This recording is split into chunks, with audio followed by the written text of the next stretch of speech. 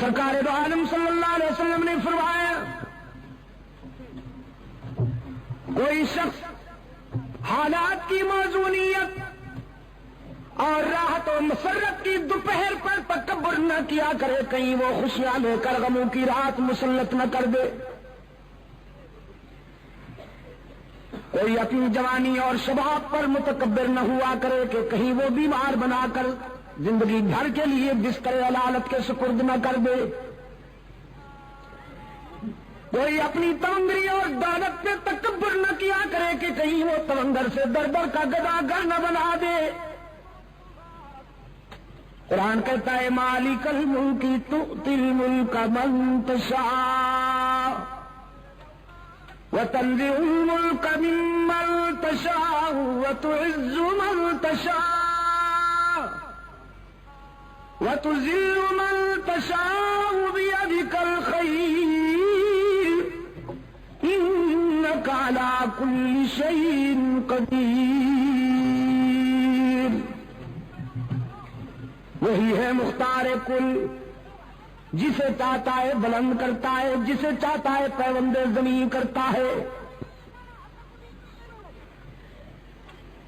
اور پھر حضرت سعد رضی اللہ تعالی عنہ نے فوجی ترنگ اور فوجی مستی میں یہ سلوگن بلند کیا یوم یوم الملحمہ، ہمیں ستانے والوں تیار ہو جاؤ، آج ستائے جاؤ گے۔ کل تمہارے ہاتھ میں تلوار تھی، ہماری گردنیں ہوا کرتی تھی، آج محمد کے رضاکار آ گئے ہیں 10,000، آج ہماری تلوار ہوگی اور تمہاری گردنیں ہوں گی۔ ہوا کی لہروں نے حضرت سعد رضی اللہ تعالیٰ عنہ کا یہ جذباتی ماٹو بارگاہ رحمت تک پہنچایا۔ رسول اکرم صلی اللہ علیہ وسلم نے حضرت سعد کو اپنے پاس بلایا، فرمایا سعد تم کیا کہہ رہے ہو؟ عرض کیا اللہ کے رسول میں اسلام کے دشمنوں کی حوصلہ شکنی کرتے ہوئے یہ کہہ رہا ہوں الیوم یوم الملحمہ، آج تصادم کا دن ہے، آج ٹکر کا دن ہے، آج انتقام اور بدلے کا دن ہے۔ رحمت للعالمین صلی اللہ علیہ وسلم کی آنکھوں میں رحمت کے موتی تیر آئے۔ حبیب کبریا صلی اللہ علیہ وسلم نے فرمایا سعد تم انتقام کا نعرہ بلند کرتے ہو، میری رحمت کو تکلیف ہوتی ہے، نعرہ تکبیر، میرے ضمیر پہ چوٹ لگتی ہے، تمہیں یہ نعرہ بلند کرنے کی اجازت نہیں۔ حضور نے تعذیباً وہ پرچم لے کر ایک اور رضاکار کے حوالے کر دیا۔ صحابہ کرام نے عرض کیا اللہ کے رسول ہمیں تو ان سمدلوں کا وہ ماضی یاد ہے کہ جب انہوں نے بلال کو گرم ریت پر لٹا دیا، جب ان آدم خوروں نے سمیہ کو مکہ کے چوراہے پہ 2 لخت کر دیا، ہمیں تو ان آدم خوروں کی وہ زیادتیاں یاد ہیں۔ رحمت عالم صلی اللہ علیہ وسلم نے فرمایا مجھے بھی یاد ہے، میں اچھی طرح جانتا ہوں، یہ شہر مجھے جانتا ہے، میں اس کے در و دیوار سے مانوس ہوں، یہ وہی گلیاں ہیں جن میں میرے لیے کانٹے بچھائے جاتے تھے، یہ وہی شہر ہے جس کے نوجوان میری ہوٹنگ کے لیے جلوس نکالا کرتے تھے، یہ وہی باشندے ہیں جو میں مجھ پہ سنگ باری کر کے مجھے لہولہان کر دیا کرتے تھے، یہ وہی مکان ہیں جن کی چھتوں پر عورتیں کوڑا کرکٹ لے کے میری انتظار کیا کرتی تھی۔ لیکن تم جانتے نہیں کہ میں یہ سارے ظلم سہنے کا عادی ہوں، یہ ستانے کے عادی ہیں، ہم معاف کرنے کے عادی ہیں، ان کے دامن پتھروں سے بھرے ہوئے ہیں، ہمارا ظرف عفو درگزر سے معمور۔ شاید تمہیں وہ یاد نہیں کہ یہ ساری چوٹیں سہ کر میں بیت اللہ میں پہنچتا جبکہ میرے جسم سے خون بہ رہا ہوتا، جبکہ میرے پاؤں میں کانٹے چبھے ہوئے ہوتے، جبکہ میرے جذبات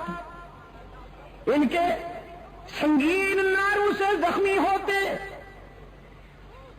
میں بیت اللہ میں جا کے کیا کہا کرتا تو تمہیں کچھ یاد ہے کہ نہیں؟ بیت اللہ میں جا کے عبداللہ کا یتیم اللہ کے حضور عرض کرتا میرے معبود اپنے محبوب کو زخمی دیکھ کر کہیں تیرا غضب جوش میں نہ آ جائے، تو نے دیکھا کہ ستایا گیا ہوں، تو نے دیکھا کہ سنگ باری کی گئی ہے مجھ پر،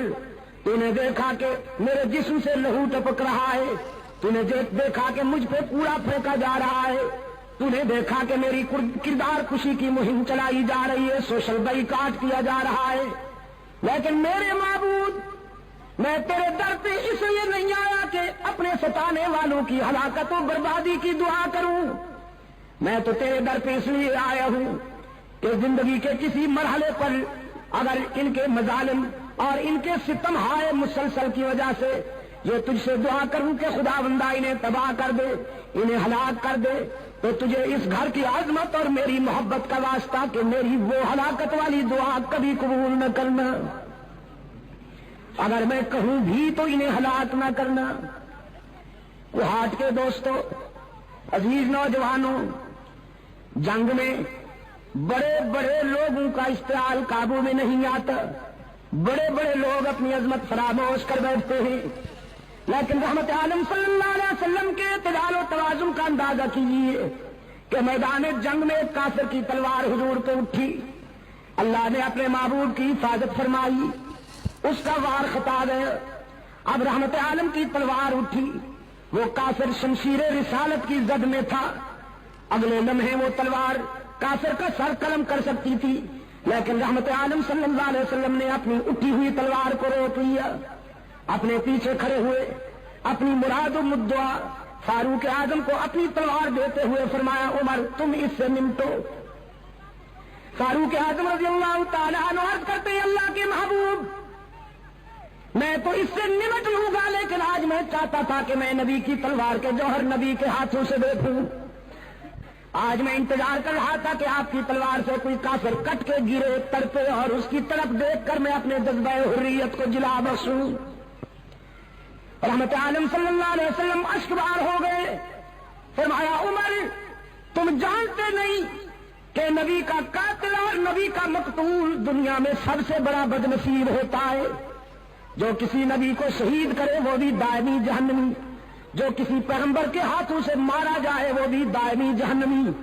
تو میرے عمر میں انسانوں کو جہنم سے نکالنے آیا ہوں، جہنم میں دھکیلنے تو نہیں آیا، میں چاہتا ہوں کہ نہ کوئی ایسا بدنصیب ہو کہ اس کے ہاتھوں سے میں مارا جاؤں، نہ کوئی ایسا بدنصیب ہو کہ وہ میرے ہاتھوں سے مارا جائے۔ ارباب علم و دانش، حد نہیں ہو گئی، حد نہیں ہو گئی شفقت و رحمت کی کہ پوری 23 سالہ عسکری زندگی میں کوئی ایک انسان بھی براہ راست رسول اللہ کی تلوار کو نہیں مارا گیا، کوئی ایک بھی انسان۔ میرے آقا نے اپنے رضاکاروں سے فرمایا، یہ نعرہ بلند کرنے کی اجازت نہیں، آج میں ان کے لیے وہی جذبات لایا ہوں جو میرے بھائی کے حضرت یوسف کے جذبات پہ کنویں میں ڈالنے والے مہربانوں کے لیے، آج میں بھی ان کے لیے وہی کہتا ہوں جو میرے بھائی یوسف نے کہا،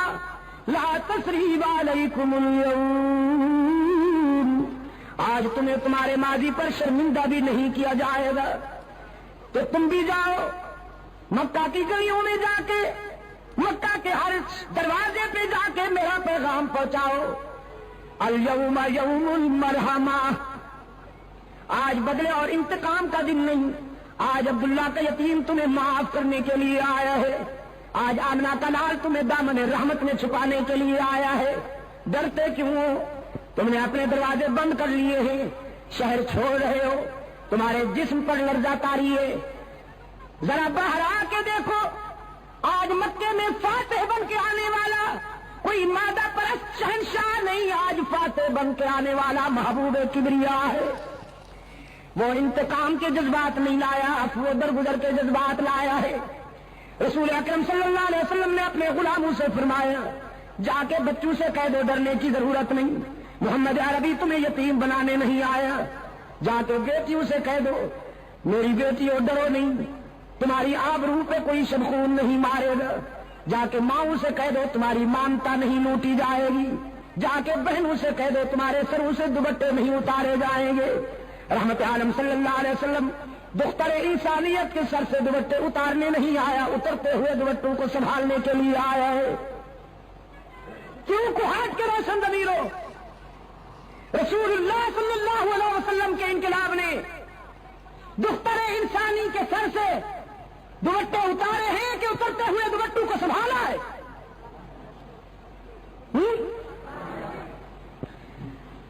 اور دور حاضر کا مستشرق، جدید مفکر، ارے کاش کہ اسے اتنا پانی ملتا کہ وہ ڈوب کے مر جاتا. جب وہ اسلام پر اعتراض کرتے ہوئے یہ کہتا ہے کہ اسلام نے تو میدان جہاد میں، میدان جنگ میں انسانوں کا خون بہایا، عورتوں کی بے حرمتی کی، لیکن وہ خود دیکھے کہ انہوں نے عورت کو کیا مقام دیا ہوا ہے. مغربی سوسائٹی کی عورت کھلونا بن کے رہ گئی ہے، اس کو عورت کہتے ہوئے بھی حیا آتی ہے. لیکن رحمت للعالمین صلی اللہ علیہ وسلم کے انقلاب نے عورت کو یہ مقام عطا فرمایا. حضور نے فرمایا عورت بیٹی ہوتی ہے، بہن ہوتی ہے، بیوی ہوتی ہے اور ماں ہوتی ہے، ڈانسر نہیں ہوتی. اور جب ڈانسر بن جاتی ہے تو وہ عورت نہیں رہتی، پھر غلاظت کا مجسمہ ہو جاتی ہے، پھر وہ بدبو کا ٹینک ہوتی ہے، دنیا کی بدترین شے بن جاتی ہے. یہ 4 مقدس رشتے ہیں عورت کی فطرت میں، بیٹی، بہن، بیوی اور ماں. رحمت عالم صلی اللہ علیہ وسلم نے فرمایا عورت جب بیٹی ہوتی ہے تو اس کے سر پہ عفت کی چادر ہوتی ہے، عورت جب بہن ہوتی ہے تو اس کے سر پہ عصمت کا دوپٹہ ہوتا ہے، جب یہ بیوی ہوتی ہے تو اس کے جذبات میں وفا کی بلندیاں ہوتی ہیں، جب یہ ماں بنتی ہے تو اس کے قدموں میں جنت ملتی ہے. مشرق و مغرب کے مفکرین کی تعلیمات میں آپ کو اس مظلوم جنس کے لیے یہ احسان کہیں نہیں ملے گا، یہ معیار کہیں نہیں ملے گا.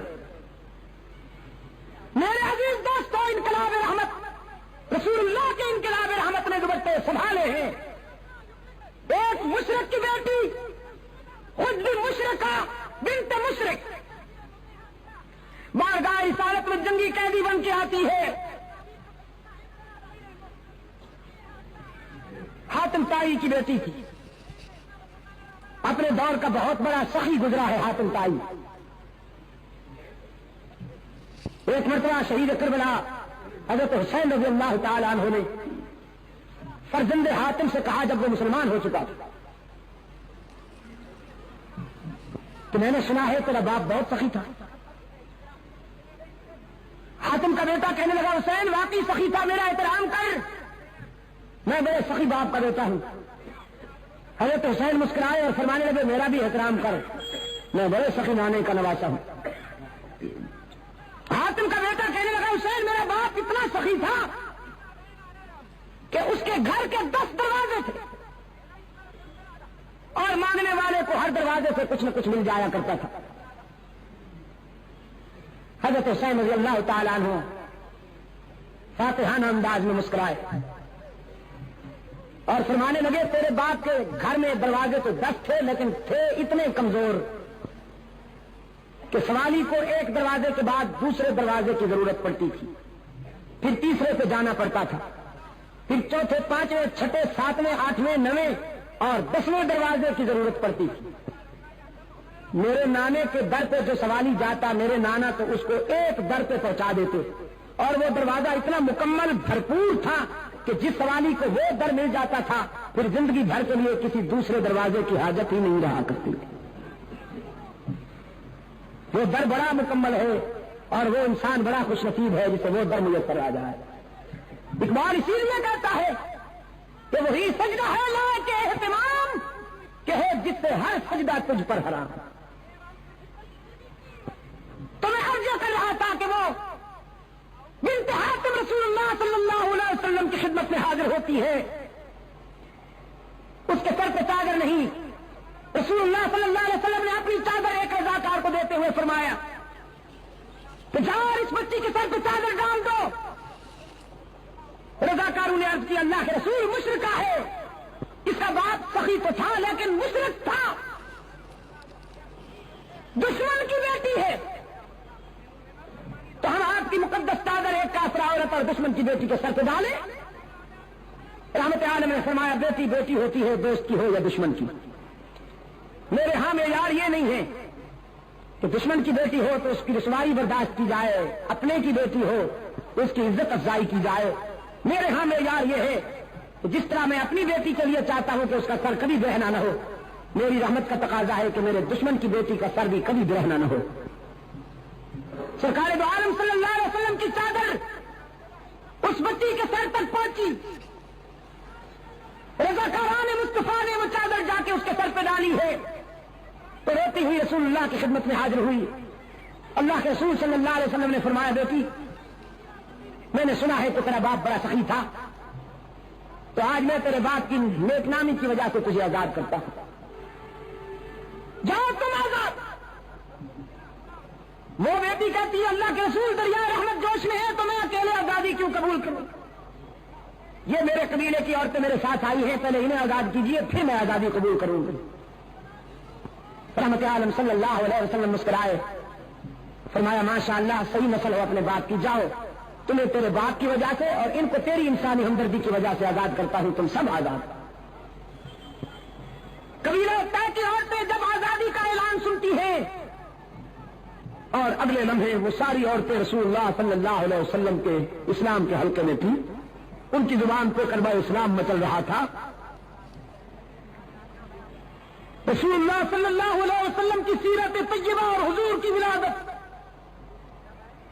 اس پر آپ کی اظہار مسرت کا صحیح طریقہ یہ ہے کوہاٹ کے دوستوں کہ اپنے اندر کردار کی وہ بلندیاں پیدا کیجیے کہ تلوار اٹھانے کی ضرورت ہی نہ پڑے،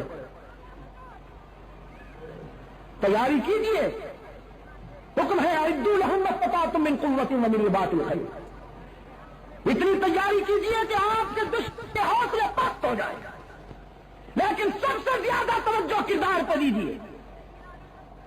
آپ نے اگر اپنے اندر وہ کردار پیدا کر لیا تو انشاءاللہ اسلحہ وہ کام نہیں کرے گا جو آپ کا کردار کام کرے گا۔ میں شیخ الحدیث حضرت مولانا محمد زکریا رحمۃ اللہ تعالی علیہ کے والد گرامی کا ایک واقعہ بیان کیا کرتا ہوں دوستوں کی خدمت میں۔ بہت سے دوست آج اس اجتماع میں نئے ہیں، ان کی معلومات کے لیے عرض کر دیتا ہوں۔ حضرت مولانا محمد زکریا رحمۃ اللہ تعالی علیہ کے والد گرامی، ابھی پچھلے دنوں ان کا انتقال ہوا، مدینہ منورہ میں انہوں نے انتقال فرمایا۔ زندگی کا ایک طویل حصہ اس انتظار میں مدینہ میں آئے، اکثر دعا بھی کیا کرتے تھے۔ اللہ نے اس درویش کی دعا کو شرف قبولیت بخشا، باب جبریل سے جنازہ اٹھا، جنت البقیع میں ٹھکانہ مل گئے۔ ان کے والد گرامی سے حضرت مولانا محمد یحییٰ رحمۃ اللہ تعالی علیہ، ان کے زمانہ میں ایک ہندو مسلم فساد ہوا، سوچ کر میں نے تجھے تیرا پرس واپس کر دیا، جاؤ اپنا کام کرو۔ نسبت بڑی بات ہوتی ہے عزیز دوستو۔ 18 ہندو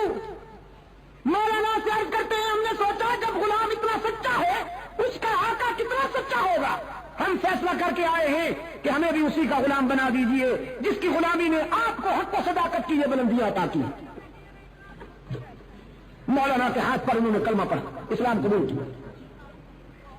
کہنے لگے مولانا عدالت کا وقت ابھی ختم نہیں ہوا، چلیے ذرا۔ اب کیونکہ ہم مسلمان ہو گئے ہیں، فرض ملکیت ہمارے پاس ہے، مثل عدالت میں موجود ہے، ہم بیان دیتے ہیں کہ زمین مسجد کو ملنی چاہیے۔ عدالت میں آ کے انہوں نے بیان دیا کہ اب چونکہ ہم مسلمان ہو چکے ہیں، اس زمین کے اصل مالک ہم ہیں،